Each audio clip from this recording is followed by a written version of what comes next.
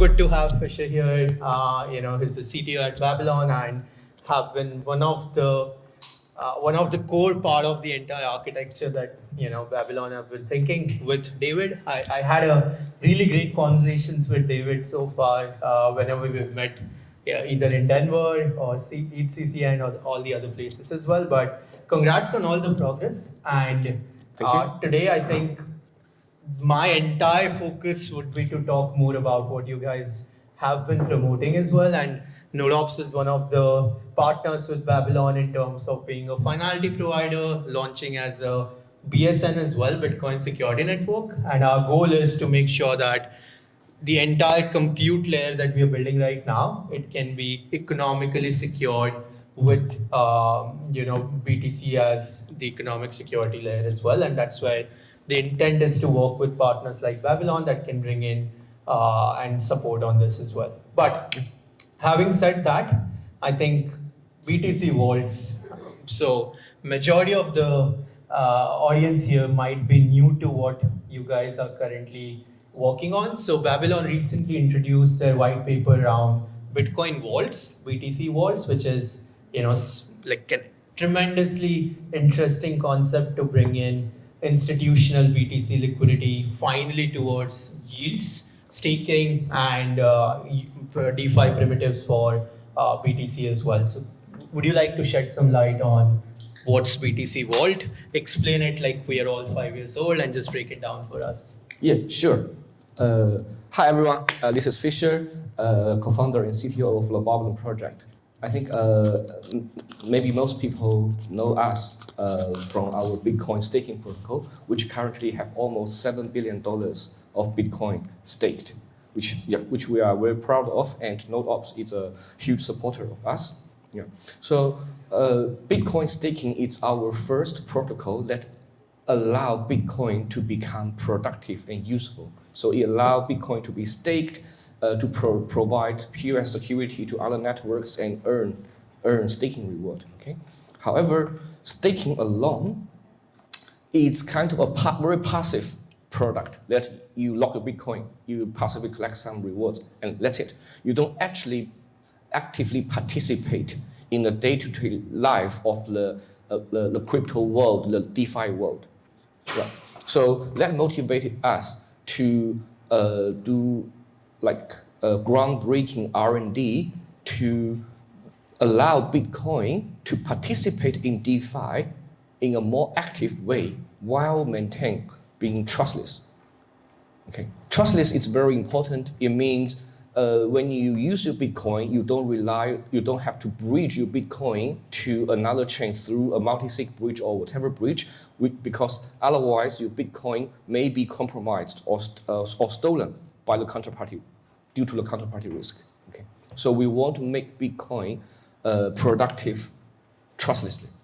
Yeah, so our Bitcoin Vault we invented last month through the white paper solves this problem exactly. It allows Bitcoin, native Bitcoin, to participate in any DeFi on any blockchain in a trustless way. The most straightforward application of it is native Bitcoin lending, where you have some native Bitcoin, you lock it in a vault, and then you can directly borrow from Morpho, Euler, or Aave. Yeah. Once you repay your loan, you get Bitcoin back. If you don't pay your loan or Bitcoin price drop, then liquidator get the Bitcoin. That's it. There's no intermediary in the middle. And do you foresee this to be integrated across existing lending borrowing protocols as well, like Aave, Compound? Are you planning to do that? Like, what's the game plan? Are you going to focus more on distribution to retail, or the initial agenda is to integrate it with all the custodians and all the institutional partners that exist out there? Yes, so because our protocol is trustless and decentralized, there is no gatekeeping or anything like that. So it actually works for anyone. Okay. But if you ask me about where the main adoption, where the volume will come from, it will more likely to be institutional, because we all know that where is the Bitcoin now? A lot of them are with either whales or institutions, right? Retailers feel Bitcoin is become too expensive. Yeah. Makes sense. And in terms of understanding more about the thought process behind BSNs, we've seen restaking as a concept, we've seen economic security as a concept been leveraged as well. I'm going to be a little bit harsh here, but why was the adoption not up to the mark overall from anything in terms of restaking or economic security? Why are we seeing none of the protocols like actually utilizing it at the fullest? I know Con and others from BTC ecosystem have been working on this, but I wanted to deep dive a bit more in, according to you, what are the limitations right now?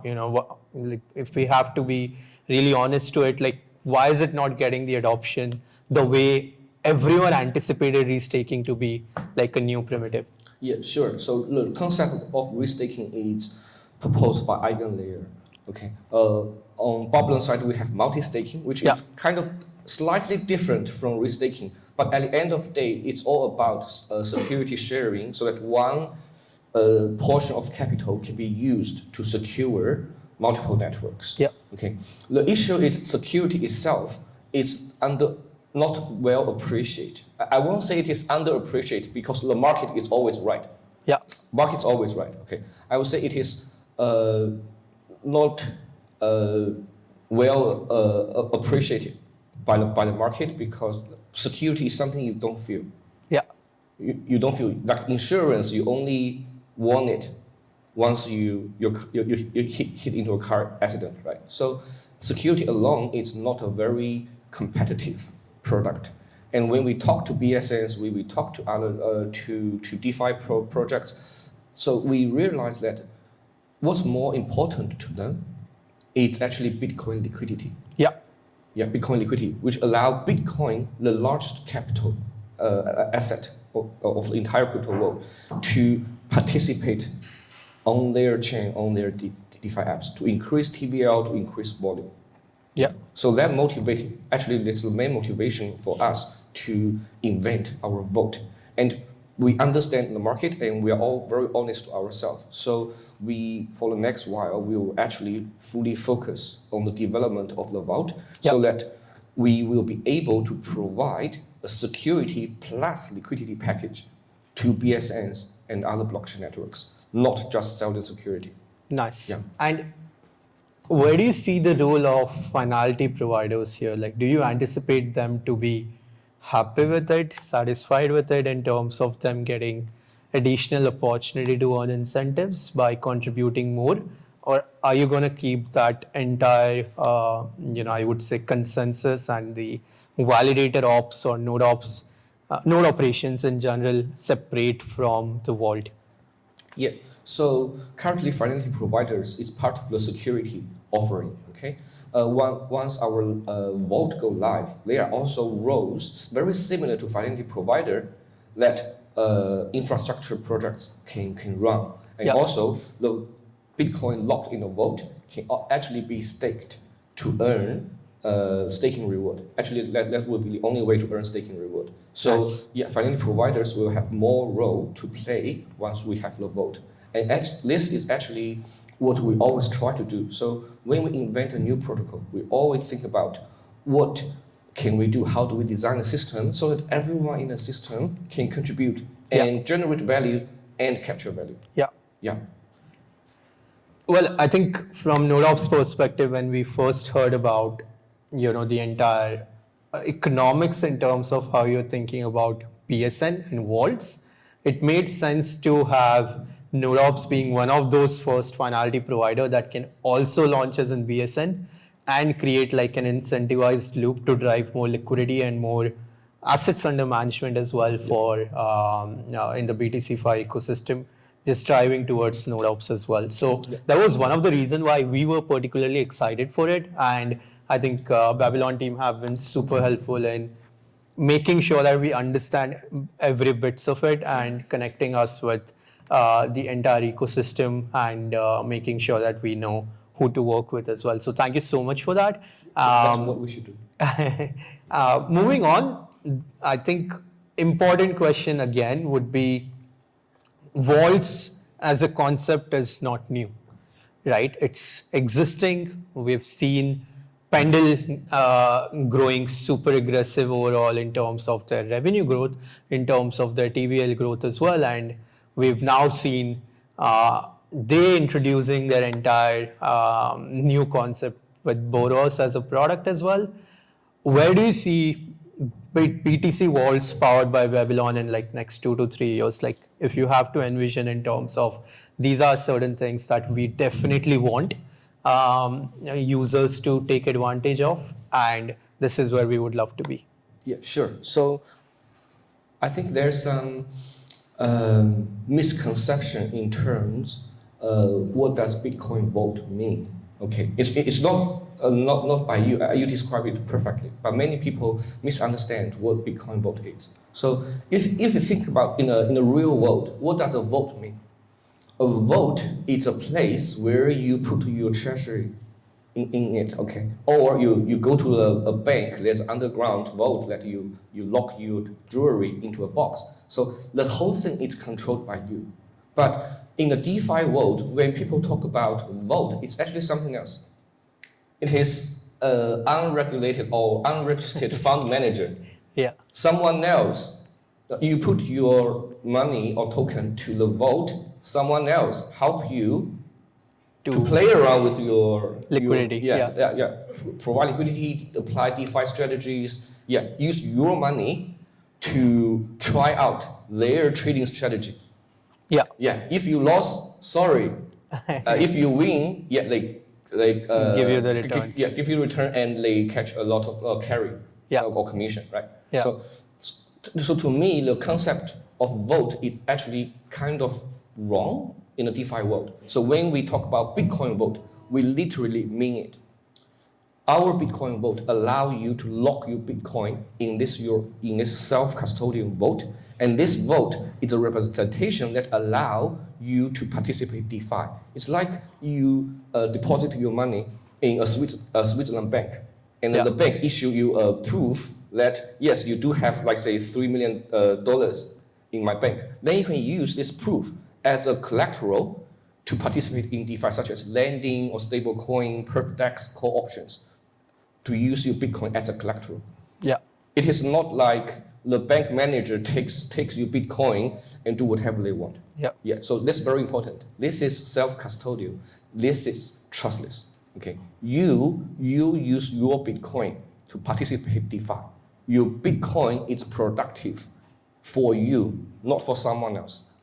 Very important. Interesting, and thanks for clarifying this overall. That brings me to a counter question to this. How is Babylon going to generate revenue in this? Oh, great question. So we are the vault provider, right? So at the minimum, we could. I'm not saying we are going to charge. So in theory, if we want, or if we are greedy or whatever, we can charge like a vault creation fee, vault close fee, like basic infrastructure fees. Okay, this is one. And second, we develop the infrastructure, allow the vault to directly integrate with existing DeFi protocols, such as Morpho. Morpho is actually the lending partner we are working on at the moment. So we do build the infrastructure to make this happen. Then when user interact with Morpho, we can actually charge a small fee on the loan position or the interest paid. I think this will be indeed quite reasonable, because off-chain borrowing using BTC is like 7 to 10% borrowing interest. On-chain on Morpho Aave, it's only 4 to 5%. So it's a huge gap. So we allow user Bitcoin holder to borrow at much cheaper price, and we can charge a little bit commission in it.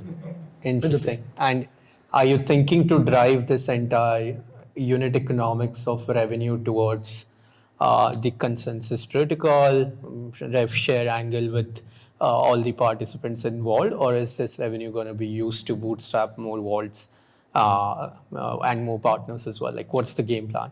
Sure. So whatever revenue generated will have three outputs. One goes to our infrastructure partners, like liquidators, vault providers, NodeOps. Second, I think which will be the major one, is to use to like buy back and burn baby. such in the same way as how the hyperliquid Yeah. use the fees generated.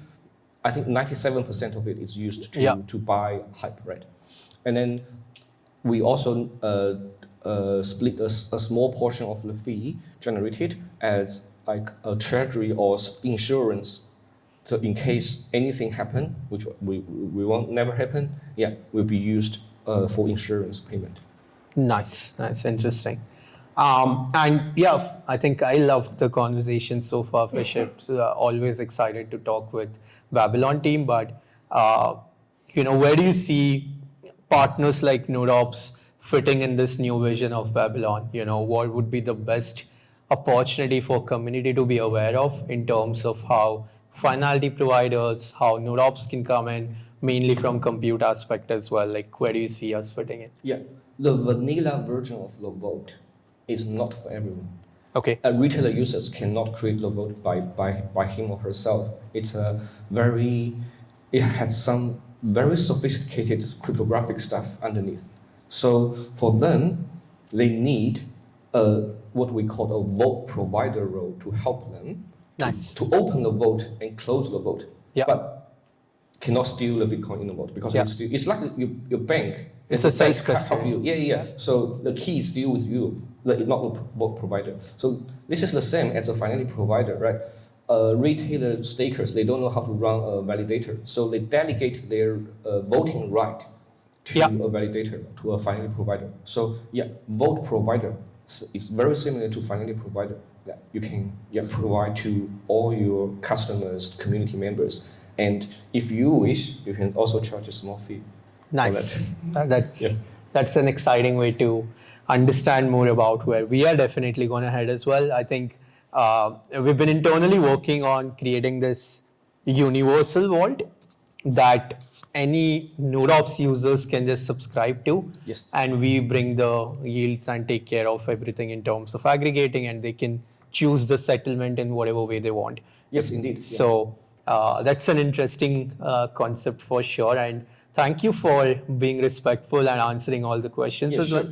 If I may add one more point to that. So Babylon aims at catalyzing the new era of BTCFi. Like our BTC staking mobilized, activated $8 billion worth of Bitcoin. We believe the vote will activate even more because it make Bitcoin closer to DeFi. But we focus on building the core infrastructure and the minimum product that makes things work, so that other projects and founders like NodeOps can build stuff on top of it to offer better user experience to your customers and community members, and you can also Makes sense. We'll open it up if anyone of you, I think, let's make it more interactive. If there are any questions, I know, I assume this is, one of the last firesides, but, would love to hear from you. If you have any questions for any one of us, would be happy to answer those as well. If not, definitely. Yeah, good. What protections are you building in for the quantum computers? What infrastructure are we building for quantum computers? Protections, cryptographic protections, Currently, no. No? Yeah, so we're waiting for the cryptographers to save us. The NSAs to save us. So, but we do know that there are efforts in implementing quantum-resistant signatures, like Falcon or a few other standards. But according to the test I have done with some other projects, it's still kind of far away from production, from production use. Like, for example, a signature is like 1K or 2K bytes large, all the verification takes a few seconds, which are not ready to use for crypto. So I would say it will take another 3 to 5 years for it to get more matured. Hopefully, the quantum computer won't wreck us. That is a problem if you go to quantumdoomclock.com. Yeah. Current prediction is March 2028. Oh, 2028. Okay, 3 years. So okay, we have time race. Nice. Anyone else? Thank you so much for that amazing question as well. Thanks everyone for being patient and respecting both of us here as well. Thanks for an amazing chat, Fisher. We look forward to working closely with Babylon as always. And yeah, thanks for joining us here. Okay. Thank you so much, everyone, for listening. Enjoy your evening. Thank you.